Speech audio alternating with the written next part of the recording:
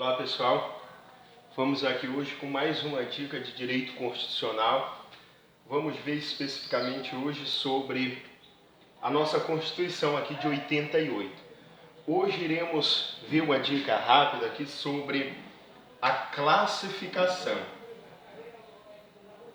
A classificação da nossa Constituição.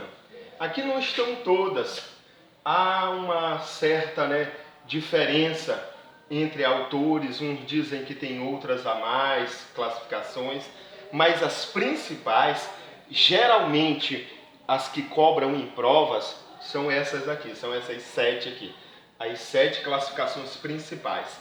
Primeiro, a nossa Constituição ela é formal. O que isso quer dizer, uma Constituição formal?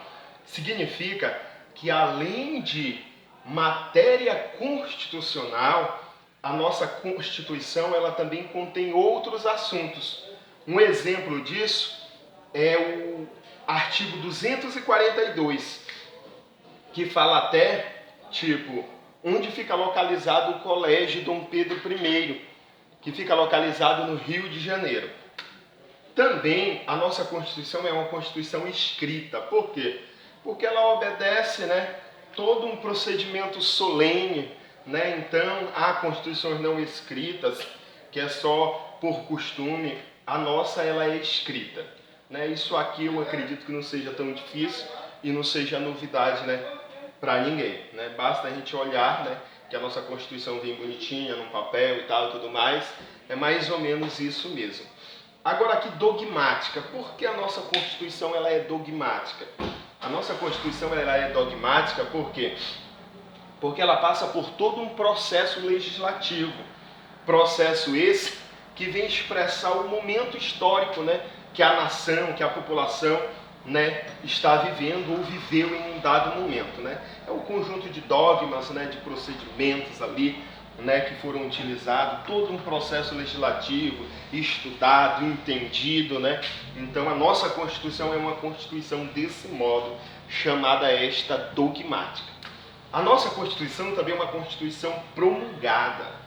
Por que a nossa Constituição é uma Constituição promulgada? O inverso de promulgada aqui seria outorgada, seria imposta na marra.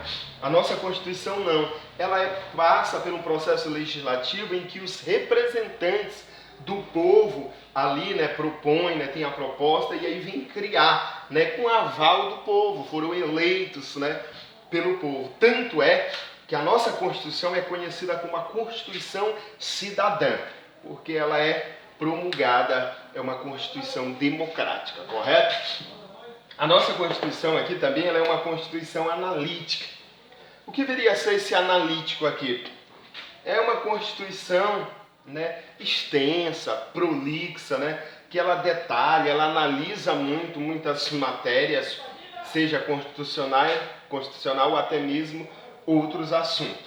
Então a nossa Constituição é analítica. Há constituições sintéticas, aquelas bem resumidas, aquelas bem diretas, com poucos artigos, poucos incisos. A nossa não é desse modo, a nossa é mais extensa, ela é prolixa, ela é então analítica.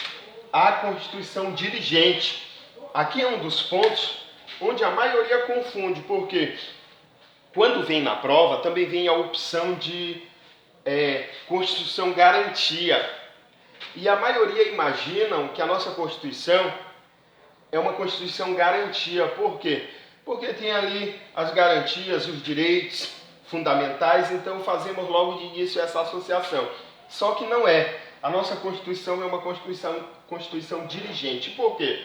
Porque além das matérias dos direitos e das garantias que ela traz, muito bem expressa, além dela trazer todo aquele artigo 5º extenso, que abarca uma série de direitos e garantias, ainda é um rol exemplificativo, bem extenso. Mas além disso, além de trazer os direitos e as garantias, ela traz metas para o Estado cumprir, aquilo que ele vai prestar aos cidadãos, ao povo. Então, ela traz umas metas para o Estado. Então, por isso ela é dirigente, porque ela traz essa direção. E por último, a nossa Constituição aqui é rígida. Se você verificar, eu fiz até um asterístico aqui para denominar aqui o grau de importância desse termo aqui. E por que a nossa Constituição ela é rígida? Porque o seu processo de alteração, de mudança, é um processo, bem difícil de ser feito, bem rígido. Para que a Constituição ela venha, receber uma emenda, uma mudança, uma alteração, essa PEC, que é a proposta ali da emenda constitucional, ela precisa passar pelas duas casas do Congresso Nacional. E por duas vezes. Passa duas vezes pela Câmara Federal e passa duas vezes pelo Senado Federal. E durante essas suas duas passagens, ela precisa ser aprovada com o quórum mínimo de 3/5, ou seja, 60% ali dos integrantes, tanto da Câmara quanto do Congresso, passando duas vezes por cada casa, sendo aprovada com o quórum mínimo de 3/5, cada vez que passa em cada casa, ela ainda passa pela sanção ou veto do presidente. Sem contar que mesmo existindo essa possibilidade de alteração por via da PEC, ali obtendo-se ou não a emenda, ainda tem as famosas cláusulas pétreas, que são ali as garantias, ali os direitos, alguns ali que tem o rol ali das cláusulas pétreas, que são cláusulas que eu posso dizer que elas são até imutáveis, ou seja, não se mudam por PEC, não se mudam por processo nenhum. A única forma de mudar as cláusulas pétreas é anulando, rasgando essa Constituição de 88, deixando de existir e propondo e criando uma nova Constituição. De outra forma, processo nenhum muda as cláusulas pétreas. Então é essa a dica de hoje.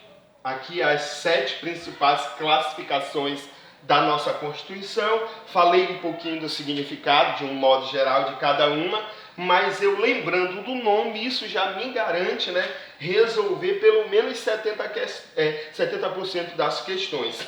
Ela é formal, ela é escrita, ela é dogmática, ela é promulgada, ela é analítica, ela é dirigente e ela é rígida. Valeu, pessoal, e até uma próxima.